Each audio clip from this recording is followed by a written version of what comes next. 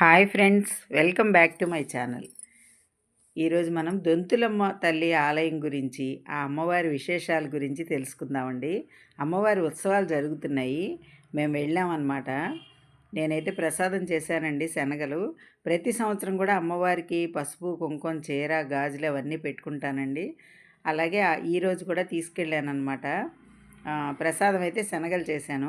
అయితే అమ్మవారికి చీరలో జాకెట్ ఉన్నా కూడా అమ్మవారికి కానీ ముత్తైదువులకు కానీ మనం పెట్టేటప్పుడు విడిగా జాకెట్ ముక్క పెట్టాలండి. చీరలో అది కట్ చేసి అయితే పెట్టకూడదంట.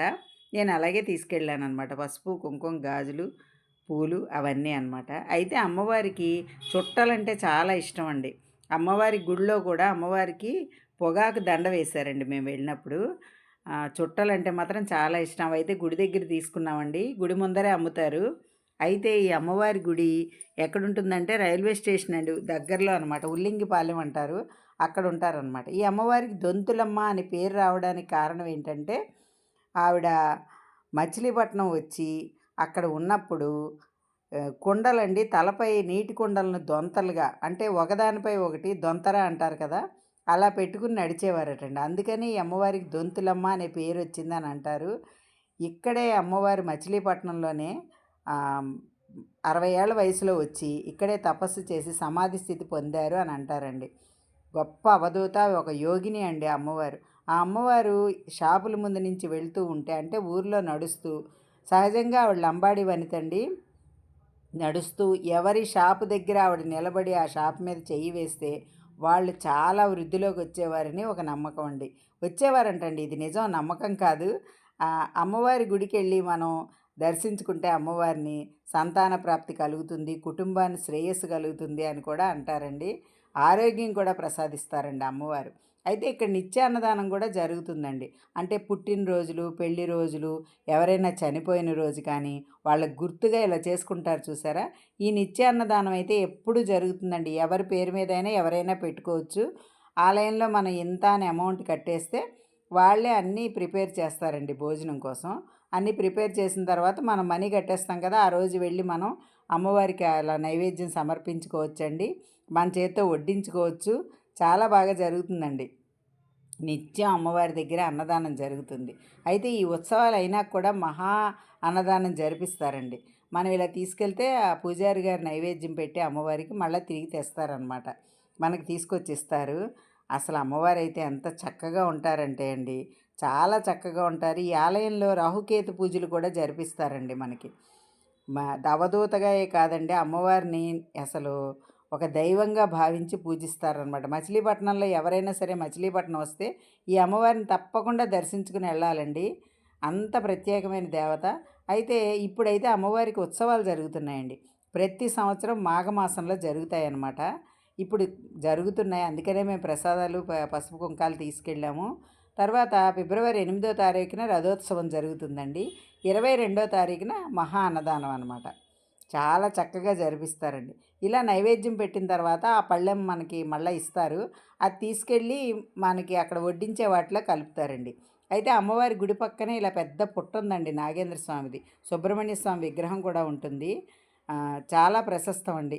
ఇటు పక్కనేమో రాహుకేతు పూజలు అవి చేస్తారనమాట. అయితే మేము వెళ్ళేసరికి చాలా విశేషంగా చండీ హోమం జరుగుతుందండి. అది దర్శించుకోవడం కూడా మాకు చాలా అదృష్టంగా అనిపించింది. ఇదిగోండి ఈ పళ్ళెంలో తీసుకెళ్ళి ఇక్కడున్న ఈ పాత్రలన్నిటిలో కూడా అమ్మవారికి సమర్పించిన నైవేద్యాన్ని ఒక్కో పదార్థాన్ని ఒక్కో గిన్నెలో కలుపుతారనమాట. ఇక్కడ నిత్యాన్నదానం జరుగుతుందండి. అంటే ఈ ఉత్సవాల్లోనూ జరుగుతుంది, విడిగా కూడా. ఇదిగోండి ఇవన్నీ అనమాట ఐటమ్స్. కొబ్బరి పచ్చడి, వంకాయ బంగాళదుంప కూర, తర్వాత టమాటా పప్పు, పులిహోర, పరవాన్నం, మజ్జిగ, సాంబారు వేరే చోట ఉంటాయండి. అంటే ఈ ఐటమ్స్ కూడా మీకు తెలియడం కోసం నేను చెప్తున్నానండి, వేరే అని కాదు.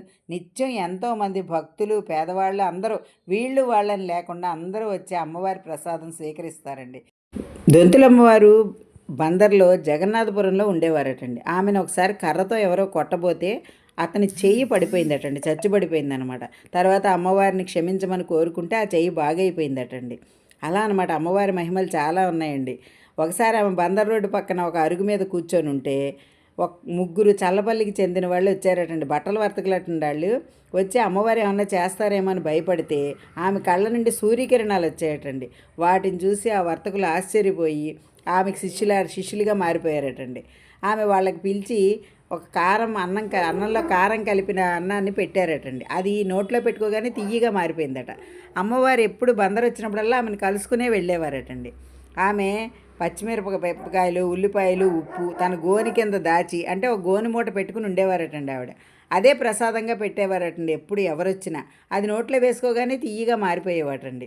అలాగే ఆవిడ ఏ కొట్టు దగ్గర నిలబడితే ఆ కొట్టు ఆ రోజు విపరీతంగా లాభాలండి. చెప్పాను కదండి, చాలా హై లెవెల్లోకి వెళ్ళిపోయేవారటండి. అందరూ ప్రత్యేకించి ఆమెను తమ కొట్ల దగ్గరికి రమ్మని పిలిచేవారటండి. అంత మహిమగల తల్లండి. అమ్మవారి అనుగ్రహం తమ మీద పడితే మనశ్శాంతిగా జీవితంలో ఎంతో పైకి రావచ్చని అందరూ అనుకునేవారటండి. అంతటి గొప్ప అమ్మవారండి దొంతులమ్మ. అమ్మవారు 1807 సంవత్సరంలో పుట్టారని అంటారండి. అలాగే ఫిబ్రవరి 9, 1932 సంవత్సరం రాత్రి 11:30కి దేహాన్ని చాలించారు అని అంటారండి. అయితే ఈ దొంతులమ్మ ఉత్సవాలు ప్రతి సంవత్సరం మాఘమాసంలో చాలా ఘనంగా నిర్వహిస్తారండి. 11 రోజుల ఆరాధన ఉత్సవాలు జరుగుతాయి అన్నమాట. అయితే ఆమె లంబాడి వనితండి. ముందే చెప్పాను కదండి. అయితే అమ్మవారి జీవితం చాలించినా సరే సమాధి నుండి భక్తుల కోరికలు తీరుస్తారు అని ఒక నమ్మకం అండి. అందుకనే చాలామంది ఆ గుడిలో నిద్ర చేస్తారండి. ఎక్కువగా అమావాస్య రోజులో అలా వెళ్ళి అమ్మవారికి అక్కడ ఆ గుడిలో నిద్ర చేసి పొద్దున్నే వస్తారండి. అలాగే కొంచెం ఏమన్నా సమస్యలు ఉన్నవాళ్ళు, భర్త చనిపోయిన స్త్రీలు కూడా వెళ్ళి అక్కడ నిద్ర చేసే అవకాశం అయితే ఉందండి. ఒకరోజు నిద్ర చేసి రావచ్చు.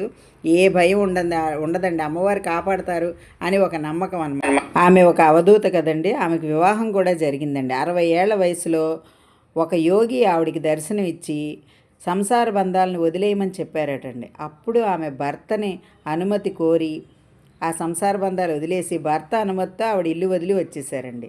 వచ్చేస్తే ఆ యోగి ఆవిడికి దీక్ష కూడా ఇచ్చారటండి. అప్పుడు అవధూతగా మారి ఎంతో దూరం నడుచుకుంటూ వెళ్ళి శ్రీశైలం చేరారటండి. అంత చక్కని బంగారు తల్లి అవధూత యోగిని దొంతులమ్మ తల్లిని దర్శించుకోవడం చాలా అదృష్టం అండి.